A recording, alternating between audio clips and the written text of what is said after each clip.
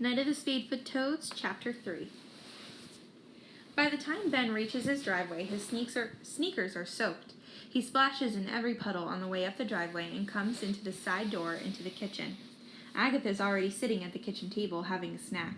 She's got crackers lined up carefully on one side of her placemat and slices of cheese on the other, and she's putting them together one at a time, singing a song she made up. Cracker, cracker, cracker, cheese, cheese, cheese. Put them both together. Remember not to sneeze. Dumb song, Ben says. I know, she says. It doesn't bother her at all. She stops her cracker and cheese game and holds up a note that says, This says that Mom will be home in an hour, Agatha announces. She left us cheese and crackers. Let me see, Ben says, reaching for the note. He reads it, hoping that it will say something about his missing box. No such luck. Nothing but crackers and cheese and do the chores. Ben tosses his backpack on the kitchen chair and walks through the house looking to see if the box has arrived. He runs up the stairs to his bedroom. No box there either. The room feels empty and lonely. The walls are bare except for a Boston Red Sox poster his father put up. Ben has always been an Arizona Diamondbacks fan, but his dad promised to take him to see the Red Sox. Darn, Ben says loudly, wishing somebody was there to hear.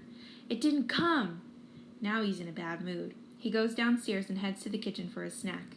Agatha finished her snack. She's brushing the cracker comes into a pile in the middle of her placemat.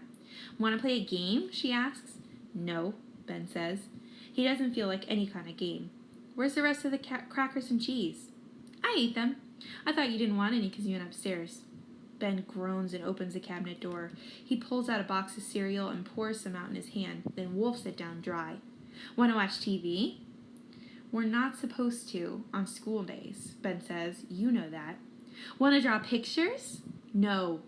Want to say no all the time? Agatha's just trying to be annoying. She has a radar that tells her exactly how to annoy her older brother. What I want is for you to be quiet for once, he says. I can't. It's impossible. I have to breathe, and breathing makes sound, so I can't be quiet. Well, maybe you should just stop breathing. Maybe you're a grouch, Agatha says. Because you're a pest, Ben shouts. He looks out the kitchen window. If it were Tucson, he'd go outside, but he can't leave Agatha alone, and it's raining anyways. He's trapped. Help! He bellows. I'm trapped in Massachusetts in a house with my dumb sister. I'm trapped with my dumber brother, Agatha yells back. She's having a great time. I may have to hang you by your feet, Ben mutters. You're not allowed to, Agatha says. Dad said so. Ben turns on the TV. His parents have strict rules about TV during the school week, but he's so annoyed he doesn't care. Agatha hears it and comes in the room. Hey, she says, you said not to watch TV, and now you're doing it. It's so I don't murder you. You can't murder me either, Agatha says. It's against the law.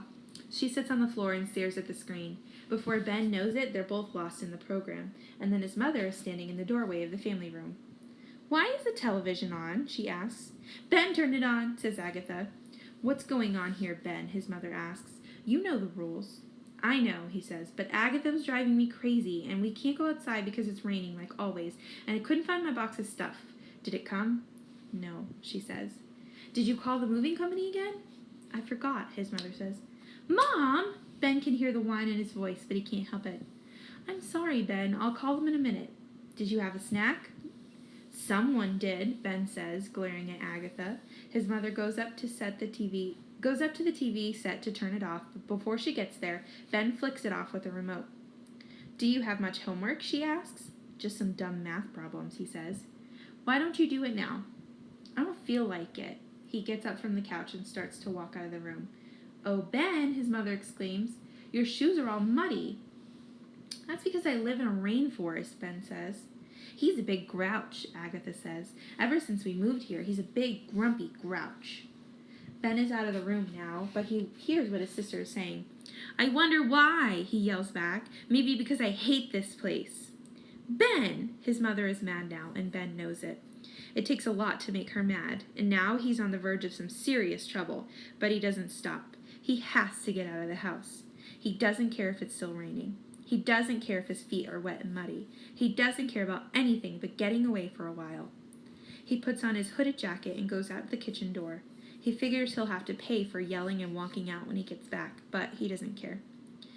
The rain splatters on the hood of his jacket as he circles around to the back of the house and stands there looking across the yard. It stretches 25 yards to a line of tall trees. Beyond that, the land slopes gently downward to some woods. Ben's been back there once or twice, but he's never gotten very far because the ground is so soggy. Now he doesn't care if it's soggy. He just wants to go somewhere, anywhere. He slogs across the lawn and passes underneath the trees. He squeezes through the shrubs that mark the back edge of the yard and peers through the woods. It's getting darker, but he can see what looks like a faint path. A path he's never noticed before. His heart's beating fast. He starts down the path. The rain trickles off his hood onto his nose and seeps through the shoulders of his jacket. He doesn't care. So what if he gets soaked? He walks slowly, willing himself to calm down and stay quiet. After a few yards, his heartbeat returns to a normal pace and his mind stops racing quite so much. Then he stops. Did he hear something? He stands still and listens. It wasn't the rain hitting the branches overhead, or the sound of his feet scuffing to the wet ground, or even his breathing. The faint noise begins again. It sounds like something calling, something living. A little shudder runs down Ben's spine, but he follows the path, moving farther away from the house. He has to fight his way through the underbrush, and twice he has to double back to find a place where his sneakers don't sink into the muddy ground. Guided by the sounds, he pushes through an open space that's even wetter. Thin trees stand lone and bare in several shallow pools, where the raindrops are making circles upon circles in the surface. Here and there he sees green clumps of moss, but otherwise everything is brown and gray. Ben stands still. It's now completely silent again. He likes being out here by himself. It's not the desert, but he's alone and outside. He doesn't mind the rain. His feet are cold and wet, but they'll get dry again. Ben listens. He shivers a little, wondering how long he can stay outside and what he'll say when he gets back to the house. It's getting darker. Then he hears it. One silvery whistle, a chirp, a peep.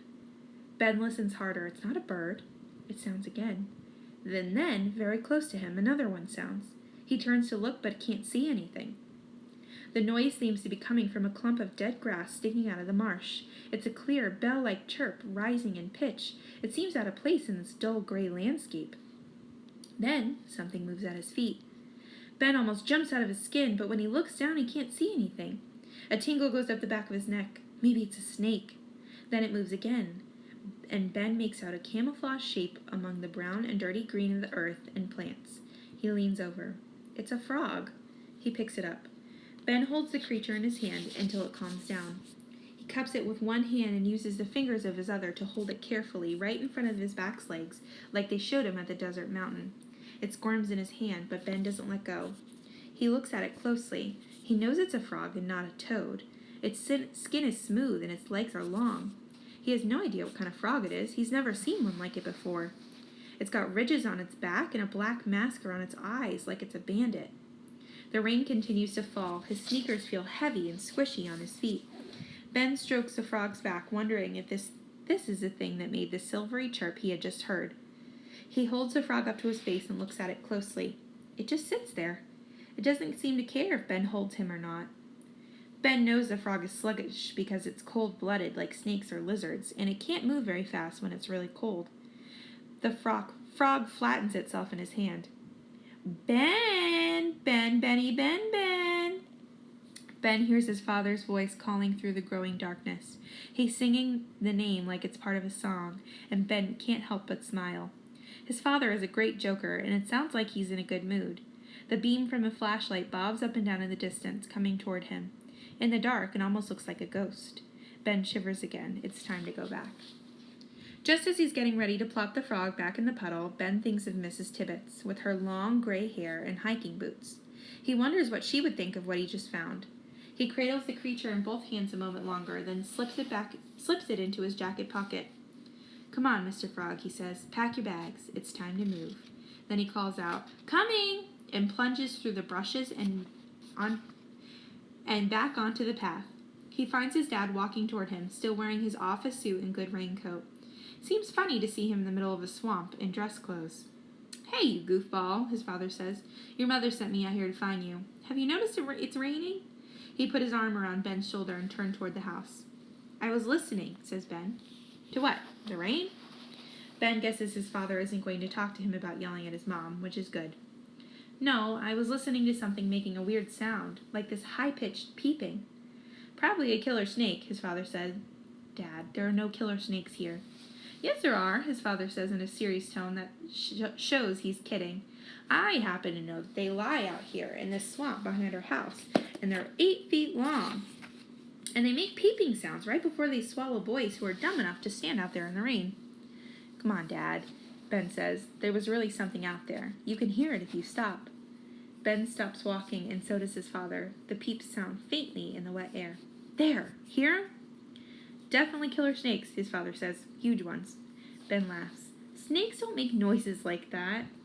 Suit yourself, but don't blame me if one swallows you up. Your mother probably wouldn't mind. One less kid to worry about. Ben doesn't respond. They start walking again. So what's up with school? His father asks. Oh, it's okay, Ben says. He puts his hand on the outside of his coat pocket and feels the shape of the frog inside. Just okay, huh? Ben doesn't want to talk about school. Dad, what if you don't like your job here? Well, the good news is that I do like it. But what if you didn't? Or it didn't work out just right? We will move back home to Tucson. No. How come? Because I hate packing. Really? How come? Ben, pal, this is our home now. We're staying here. His father pulls Ben close as they come in the backyard, but Ben slips out of the hug. He doesn't want to be close. Not if they have to stay here. While everyone else is getting ready for dinner, Ben goes out into the garage and hunts around until he finds a small plastic bucket. He takes the frog out of his pocket and puts it in the bucket, then covers it with a small window screen he finds leaning against the garage door. I don't have a good place for you, fella, he says, squatting down for a closer look. The frog sits in the bottom of the bucket, not moving. Ben thinks about taking the bucket in the house, but changes his mind. He doesn't want to explain it to Mom or to have Agatha bugging him about it. Besides, he likes the idea of having something that's just his and no one else's. He decides to leave it in the garage. He'll find a better place for it tomorrow. At least it's warmer here than outside, he says to the frog, which doesn't seem to care where it is. Ben turns off all the garage lights and goes inside. After dinner, Ben goes into his bedroom to do his homework. He's barely sat down when the phone rings. I'll get it, Ben yells, almost knocking over his chair in a hurry to get the phone. He grabs the receiver away from Agatha and picks it up. Hey, no fair, she whines, but Ben's already got the phone to his ear. He covers the mouthpiece. Life's not fair, he says. She sticks out her tongue, and Ben speaks into the phone. Hello? Hey, Snake Man, says a voice on the other line. Ben laughs. Toby! Wrong, Snake Man. This is Lizard Man. Tony is talking in a creepy, croaky voice that cracks Ben up and makes him more homesick than ever. Hi, Toby. How's Lenny? Ben asks. He's fine. Eating stink bugs and sleeping. How's everything in Massachusetts? It stinks worse than the bugs. It's cold and wet, and the kids here are idiots. Wow, that's too bad. Yeah, Ben agrees. But maybe we won't stay here for too long. Maybe we'll move back. That'd be great. I could sure use your help. Larry Dunstan has been bugging the heck out of me. Ugh, not him, Ben snorts. Yeah, what a turkey. They both laugh. They talk and talk until Ben's mother taps him on the shoulder. That's enough, she says. You've got homework. Mom, he pleads. It's enough for now. You can call back in a couple of days. I gotta go, Lizard Man, Ben says. Thanks for calling me. I'll email you, and I'll call next week. Or you can call me. Okay, pal. Stay in touch. Don't let those Massachusetts kids bug you. Ben hangs up the phone. He wonders how talking to Toby can make him happy and sad at the same time. He goes to the computer in the family room and writes an email to Toby. Lizard Man, please rescue me from the monsters in Massachusetts. Only you can save me. Desert creatures unite. Snake Man.